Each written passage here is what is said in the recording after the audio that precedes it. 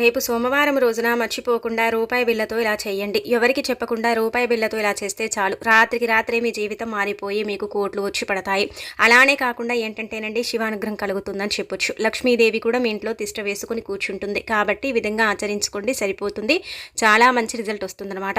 ఒక రూపాయి బిళ్ళ ఏంటంటే కనుకనండి, మానవుడి యొక్క జీవితాన్ని మార్చడానికి, కొన్ని కష్టాలను తీర్చడానికి, అలానే కాకుండా మనకేంటంటే కనుక ముఖ్యంగా ధన ద్వారాలను తెరిపించడానికి, ధనాన్ని మన దగ్గరికి రప్పించడానికి ఉపయోగపడుతుంది రూపాయి బిళ్ళ పరిహారం. కావున సోమవారం పూట ఏంటంటే మనం ఈ పరిహారం చేసుకోవటం వల్ల మంచి ఫలితాలు వస్తాయని మనకు పురాణాలు చెబుతున్నాయి. కాబట్టి ఈ విధంగా ఆచరించేసుకోండి, మంచి ఫలితం అనేది పొందండి. అలానే కాకుండా మనం సోమవారం కొన్ని నియమాలను ఆచరించుకుంటూ ఈ పరిహారం చేసుకుంటే చాలా అద్భుతమైన రిజల్ట్ అయితే వస్తుందన్నమాట.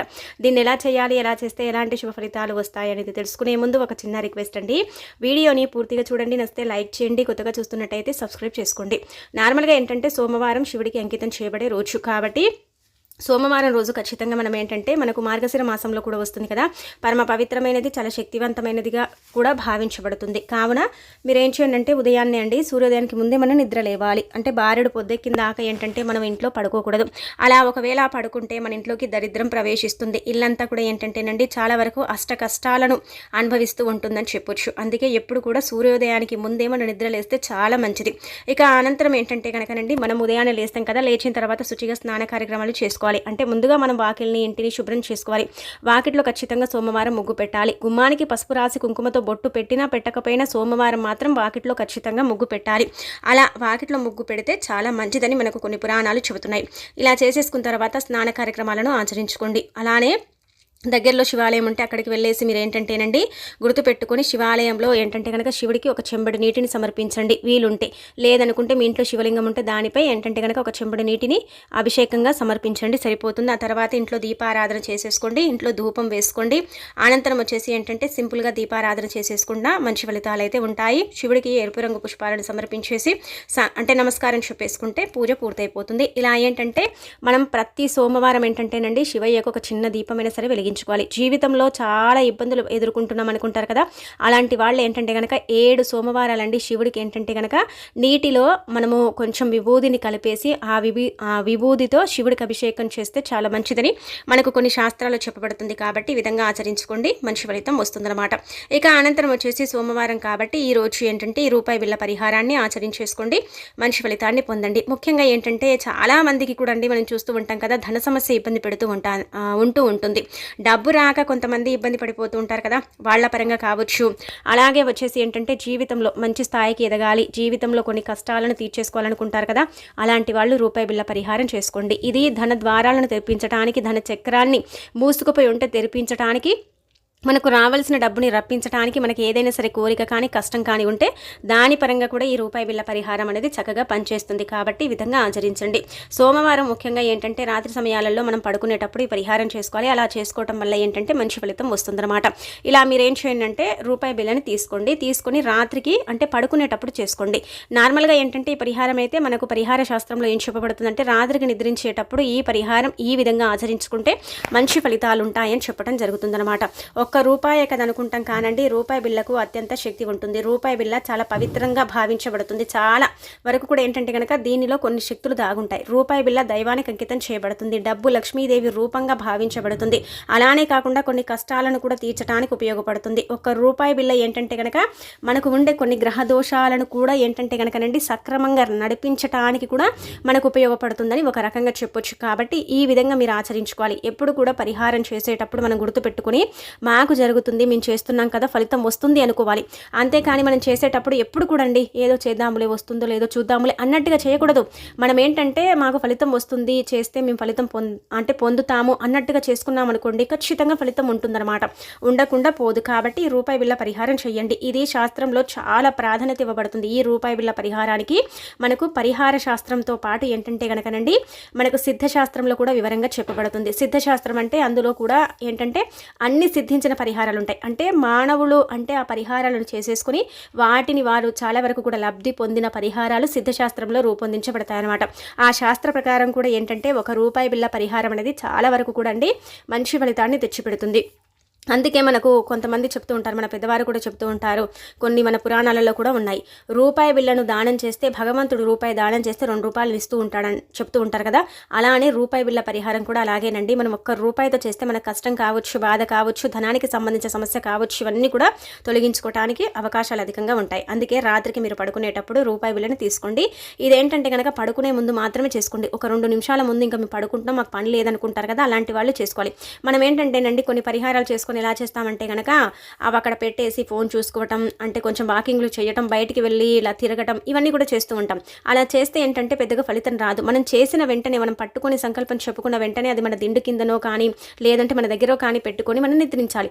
అలాంటప్పుడు ఏంటంటే కనుకనండి అందులో ఉండే శక్తులు యాక్టివేట్ అయ్యి మన యొక్క సమస్యను తీరుస్తాయి, మన బాధను తీర్చేసి మనకు చక్కగా ఫలితాలను ఇస్తాయి అన్నమాట. కాబట్టి ఏంటంటే పడుకునే ముందు మాత్రమే ఎవరికి చెప్పకుండా చేసేసుకుంటే మంచి ఫలితాన్ని పొందవచ్చు. రూపాయి బిళ్ళని తీసుకొని ఎవరికి చెప్పుకోకండి, మీ పర్సనల్గా మీరు చేసుకోండి, సరిపోతుంది.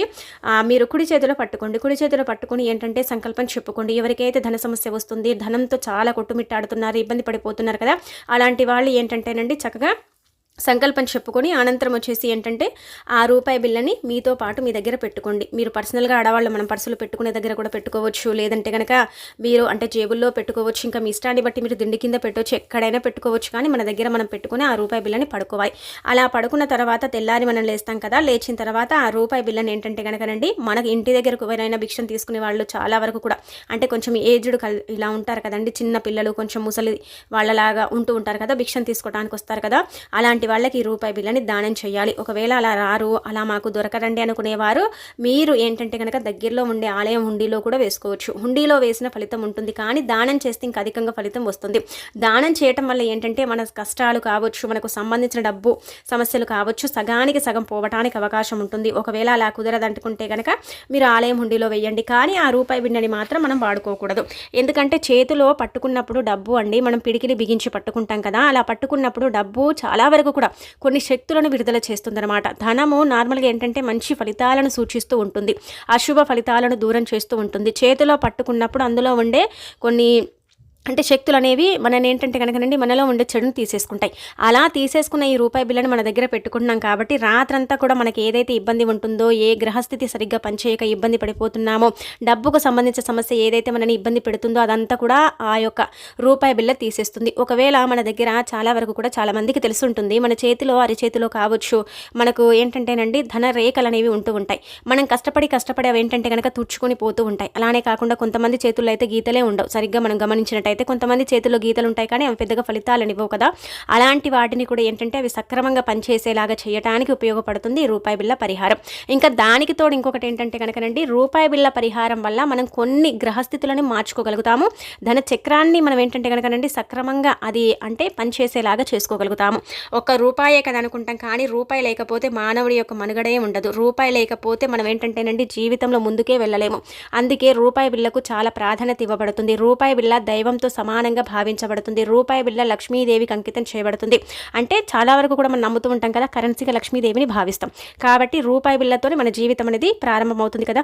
కావున రూపాయి బిళ్ళే కదా అనుకోకండి, రూపాయి బిళ్ళతో ఖచ్చితంగా మీరు ఈ విధి విధానాన్ని ఆచరించండి, చక్కగా ఫలితం పొందండి. అలానే కాకుండా ఏంటంటే మీకు ఉండే ధన సమస్య ఏదైతే ఉంటుందో, అంటే అలానే కాకుండా మీ జాతక దోషాలు ఏవైతే ఉంటాయో వాటిని తొలగించుకోండి, గ్రహస్థితిని మెరుగుపరుచుకునేలాగా ఉపయోగించుకోండి. అలానే కాకుండా ఏంటంటే దైవానుగ్రహాన్ని కలిగించుకోండి. మనమండి చాలా వరకు కూడా గమనించుకున్నట్టయితే చాలా కష్టపడితేనే మన దగ్గరికి డబ్బు వస్తుంది, వచ్చినా కానీ అది ఉండనే ఉండదు. ఎందుకు ఇలా మాకు జరుగుతుంది, ఎందుకు మా దగ్గర ధనం అంటే నిలకడగా ఉండదు, అసలు ఏంటి కారణాలని కొంతమంది ఇబ్బంది పడిపోతూ ఉంటారు కదా. అలాంటి వాళ్ళ పరంగా కూడా సోమవారం చేసే ఈ పరిహారం చక్కగా అనుకూలిస్తుందని చెప్పొచ్చు. అలా మనం ఏంటంటే ఈ రూపాయి బిళ్ళ పరిహారాన్ని ఆచరించుకోవడం వల్ల అయితే మంచి ఫలితాలు ఉంటాయి. కాబట్టి ప్రయత్నించేసుకుని ఫలితం పొందండి, కానీ రూపాయి బిళ్ళని ఖచ్చితంగా దానం చేయండి, మీ దగ్గర పెట్టుకోకండి. ఇక అనంతరం వచ్చేసి ఇంకొకటి ఏంటంటే కనుక ఇంకొక పరిహారం, ఇది చాలా చిన్నదండి, ఇది ఎవరైనా చేసుకోవచ్చు. సోమవారం పూటే ఆచరించుకోవాలి. ఇది కూడా రూపాయి బిళ్ళకు సంబంధించిన పరిహారం అనమాట. ఒక రూపాయిని తీసుకోవాలి. పాత నాణ్యం అయితే చాలా మంచిదండి. లేదు మా దగ్గర పాత నాణ్యం అనుకుంటారు కదా, కొత్తదైనా సరే మీరు తీసుకోండి. తీసేసుకొని ఏం చేయండి అంటే కనుక సోమవారం మీరు పూజ చేసుకుంటారు కదా, చేసుకునేటప్పుడు రూపాయి బిళ్ళని తీసుకొని ఆ రూపాయి బిళ్ళకు కుంకుమ పసుపుతో బొట్టు పెట్టండి. పెట్టిన తర్వాత ఇదేంటంటే కనుక రెండు చక్కగా శివుడి పటం ముందు పెట్టుకోండి. అంటే శివుడి పటం ముందు ఎలా పెట్టాలంటే కనుక మనకుండే డబ్బు సమస్య, ముఖ్యంగా ఇప్పుడు కొంతమంది పర్సుల్లో డబ్బు పెట్టుకుంటే ఉండదు, కొంతమంది ఏంటంటే కనుక డబ్బుని మెయింటైన్ చేస్తూ ఉంటారు, కానీ మా దగ్గర డబ్బు ఉన్నట్టే ఉంటుందండి, అసలు చూస్తే ఏంటంటే అసలు అయిపోయింది ఎప్పుడు అన్నట్టుగా అనిపిస్తూ ఉంటుందండి. ఇలా మేము కూడా డబ్బు అంటే సమస్యను తీసుకొని చాలా ఇబ్బంది పడిపోతున్నాం, సఫర్ అవుతున్నాం అనుకుంటారు కదా, అలాంటి వాళ్ళు ఈ పరిహారం చేసేసుకోండి. ఎప్పుడు కూడా గుర్తుపెట్టుకోండి, మన జేబులో కానీ మన పర్సులో కానీ ఒక రూపాయి బిల్లని మనం పూజించి పెట్టుకుంటే చాలా మంచిదని మనకేంటంటే కనుకనండి పరిహార శాస్త్రంలో చెప్పబడుతుంది. రూపాయి బిల్లని పూజించడం వల్ల ఏంటంటే దైవాన్ని మనం పూజించి మన దగ్గర మనం పెట్టుకున్నట్టు, ఆ దైవమే మన తోడు ఉండి మనం నడిపించి మనకు ఉండే ధన సమస్యను తీర్చేసి ధనం ఏదో ఒక రూపంలో మన దగ్గరికి వచ్చేలాగా చేయడానికి ఈ యొక్క రూపాయి బిళ్ళ పరిహారం అనేది ఉపయోగపడుతుంది. అలానే కాకుండా మన దగ్గర పెట్టుకున్నప్పుడు ఏంటంటే కనుకనండి మనకు చాలా వరకు కూడా లాభాలు ఉంటాయి. కావాలంటే మీరు గమనించుకోండి, ఒక సోమవారం తిది ఏం చేయండి అంటే కనుక, రేపు ముఖ్యంగా సోమవారమే కదా, వీలుంటే ఉదయం చేసుకోండి, లేదు కుదరదనుకుంటే కనుక సాయంత్రం చేసుకోండి. ఎప్పుడు చేసుకున్నా కానీ ఫలితం ఉంటుంది. అలా రూపాయి బిళ్ళని తీసుకొని దేవుడి పటాల దగ్గర పెట్టుకోండి. కానీ రూపాయి బిళ్ళ ఎంటీగా పెట్టకూడదు, దానికి కుంకుమ పసుపు పెట్టేసి ఏంటంటే కనుక బొట్టులాగా ఇలా చిన్నగా పెట్టేసి ఆ తర్వాత దేవుడి దగ్గర పెట్టుకొని శివయ్య పటం ముందు పెట్టుకొని ఆ తర్వాత దాన్ని మనం ఏంటంటే పూజించుకొని, పూజ అంటే ఏమి లేదండి, సంకల్పం చెప్పుకొని కాసేపు ఏంటంటే కనుక వదిలేస్తే 16 నిమిషాల పాటు వదిలేయాలి, లేదంటే కనుక 21 నిమిషాల పాటు వదిలేసి ఆ తర్వాత ఆ రూపాయి బిళ్ళని తీసేసుకొని మన జేబులో ఎప్పుడు కూడా నిరంతరం ఉంచుకోవాలి. లేదంటే మనం హ్యాండ్ బ్యాగ్ వేసుకుంటే ఆడవాళ్ళం అందులోనైనా సరే పెట్టుకోవచ్చు. అలా కుదరకపోతే ఏంటంటే మనము పర్సులో కూడా పెట్టుకోవాలి, కానీ తీయకూడదు. ఇదేంటంటేనండి నెల రోజుల వరకు కూడా నెల రోజులు మనకు పనిచేస్తుంది, దాని తర్వాత ఇది పనిచేయదు. మళ్ళీ రూపాయి బిళ్ళని తీసేసి అది ఎవరికైనా సరే ఇచ్చేసి లేదంటే ఖర్చు పెట్టుకొని ఆ తర్వాత ఏంటంటే కనుక కొత్త రూపాయి బిళ్ళతో ఇలా పూజించుకోండి. చూడండి, ఇది పెట్టిన తర్వాత మీరు అంటే గమనించుకోగలుగుతారు ఎంత తేడా ఉంది, ఇది పెట్టక ముందుకు పెట్టిన తర్వాత ఎలా ఉందనేది మీరు చూసుకోగలుగుతారు రిజల్ట్. కాబట్టి ప్రయత్నించండి.